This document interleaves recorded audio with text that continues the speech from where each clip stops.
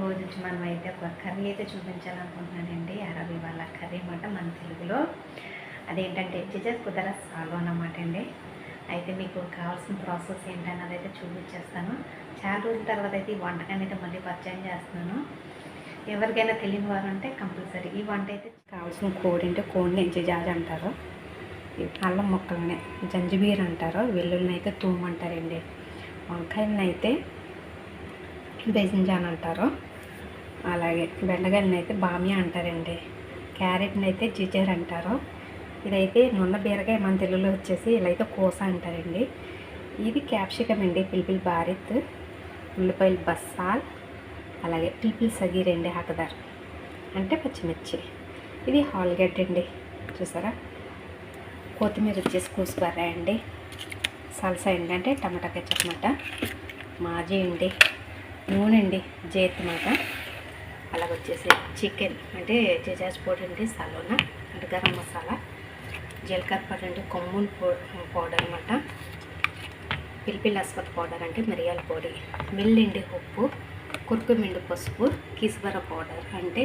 ధనియాల పొడి, curry powder అండి పచ్చడబ్బా అదే మసాలా పౌడర్ అనమాట, అన్ని రకాల మసాలాలు ఉంటుంది, ఆప్రికా పొడి, కారం అన్నీ వచ్చేసినాయండి. గిన్నె అయితే పెట్టేసుకున్నాము, నూనె పోసుకొని మనం వంట అయితే మొదలెట్టుకున్నామండి. మనం ఇప్పుడు ఉల్లిపాయలు వేసుకుందాం. ముందుగా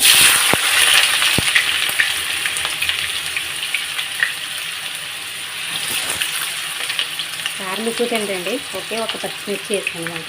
చూడండి ఇవి మంచిగా మగ్గించుకుందాం ఉల్లిపాయలు. మనం ఈ విధంగా మగ్గినాయి కదండి మనకి సరిపోతుంది. ఇప్పుడైతే మనం చికెన్ కూడా వేసుకుందాం.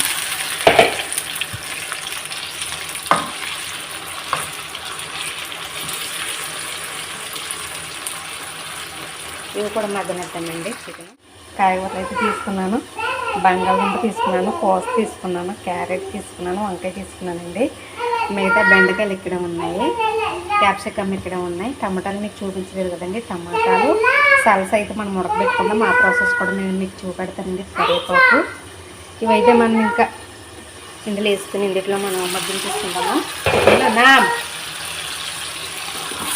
అలాగే ఇవన్నీ కూడా మగ్గించేసుకోవచ్చండి మనం.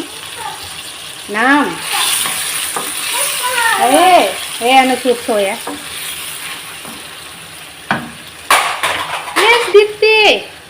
చూడండి. అల్ల వెల్లుల్లి కూడా కుమ్మేసుకున్నాం అన్నమాట. మనం ఇది కూడా వేసుకుందాం, అందులోకి వేసుకుందామండి. వాటర్ డిస్టర్బ్ చేసింది చూడండి. ఇది గట్ట వేసుకుని చక్కగా మనం ఇంకా మంచిగా తిప్పేసుకుని ఒక 10 నిమిషాల పాటు మళ్ళీ మగ్గించుకుంటాము. ఎందుకంటే బెండకాయలు క్యాప్సికమ్ వేసుకుంటే ఇప్పుడు మెత్తగా అయిపోతాయండి. వంకాయలు కూడా కొంచెం టైం అయినా వేయాలి, కానీ ఇంకా నేను వేస్తానమాట. ఇప్పుడు ఈ మగ్గించుకుంటాము. ఒక 10 నిమిషాలు అయితే మనకు మంచిగా మగ్గిపోతే మూత పెట్టుకుందామండి. ఇదిగోండి మంచిగా మగ్గుకొని కదా. ఇప్పుడు మనం ఇక్కడ ఎన్ని రకాల మసాలాలు మీకు చూపించాను, ఇవన్నీ కూడా ఇందులో వేసుకుందామండి. చూసారా మొత్తం 9 రకాలు అన్నమాట. మాజీతో కలిపి మొత్తం 9 రకాలు అయితే మనం దాంట్లో ఈ కర్రీలో అయితే యాడ్ చేసుకుందామండి.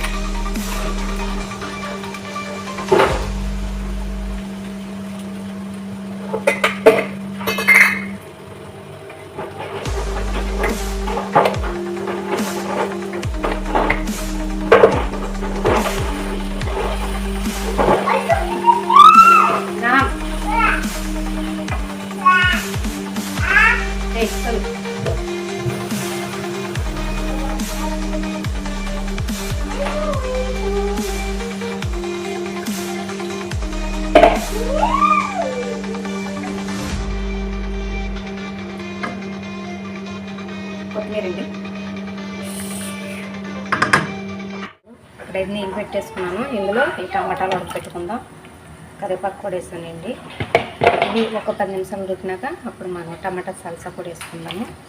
ఇది కూడా వేసుకుని ఉడకపెట్టుకుందామండి. కొద్దిగా ఇది ఉడికినాక మనం చేతున్న ఆయిల్ కూడా పోసుకుందాం.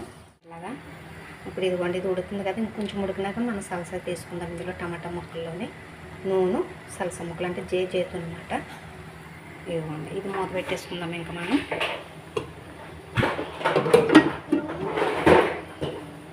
మా ఊటది అక్కడ ఆడవిడి చేస్తుందండి. బొమ్మలన్నీ ఇసిరేసి ఆడవిడి చేస్తుంది. దాన్ని చూసుకుంటూ నేనైతే వంట చేస్తున్నానండి. ఇది కొంచెం చూడండి, ఇది చేతులు అంటారన్నమాట. ఇలాగే కాయలు ఉన్న చేతుల కాయలు అండి. ఇవి చేతు అనమాట.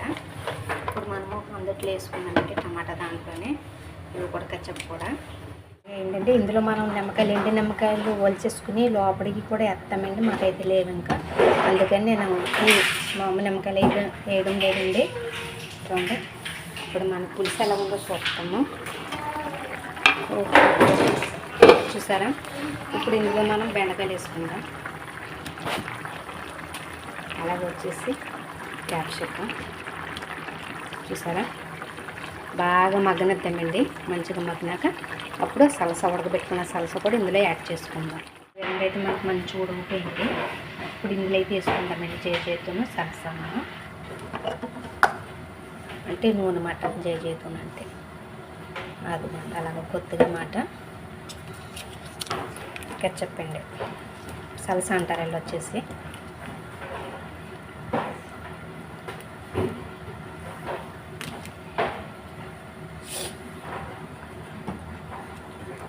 తిప్పుకొని తీపడతానండి. రెడీ అయిపోయిందండి. ఇంకా మనం ఇందులో అయితే వేసుకుందాము.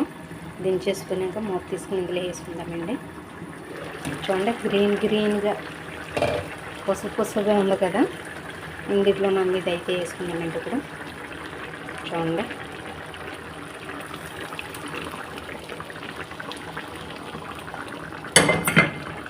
చూసారా చాలా బాగుంటుంది చూడడానికి. ఇప్పుడైతే ఇక్కడ ఎసరు కూడా పెట్టుకున్నాను రైస్ వండడానికి. ఇవాళ తెల్ల రైస్ మాట మాది. ఇది ఖత్తర్లో వచ్చేసి మామూలుగా కోడి వేయకుండా కూడా ఉంటారండి. వీళ్ళకైతే కోడి కావాలండి కంపల్సరీ. ఉత్త కాయగూరలు తినరు, అందుకని నేను లైట్గా కోడి కూడా వేసాను అనమాట. ఖత్తర్లో అయితే మామూలుగా కాయగూరల కూర ఇలాగ ఉత్తిది కోడి వేసుకోకుండా వండుకొని తింటారండి. సపరేట్గా కోళ్ళు అయితే ఫ్రై చేసుకుంటారు అనమాట. కూర ఉంటుంది, అలాగే సపరేట్గా తిరుగులో పెట్టుకున్న కోళ్ళు ఉంటాయి. చూసారా? ఇంకొక 10 నిమిషాలు అయితే మన జిజాస్ కుదరా సాలోన్ అయితే రెడీ అయిపోతుందండి. ఇప్పుడు మూత పెట్టుకుందాం ఇంకో 10 నిమిషాలు. ఎంతవరకు వచ్చిందన్నది చూద్దాం. ఆల్మోస్ట్ అయిపోయిందండి. మన లాస్ట్లో ఉందంట. కొద్ది గ్రేవీగా కావాలి కదండి రైస్లోకి. చూడండి, ఇలా ఉంటే సరిపోతుంది అన్నమాట. చూడండి,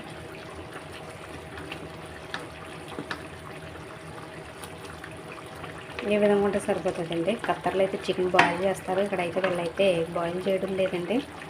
ప్రతి ఒక్కరు కూడా తిన్నంగానే వండేస్తున్నారు అన్నమాట. సరే అండి, అయితే ఇంకా మనం కొత్తిమీర వేసుకున్న పైన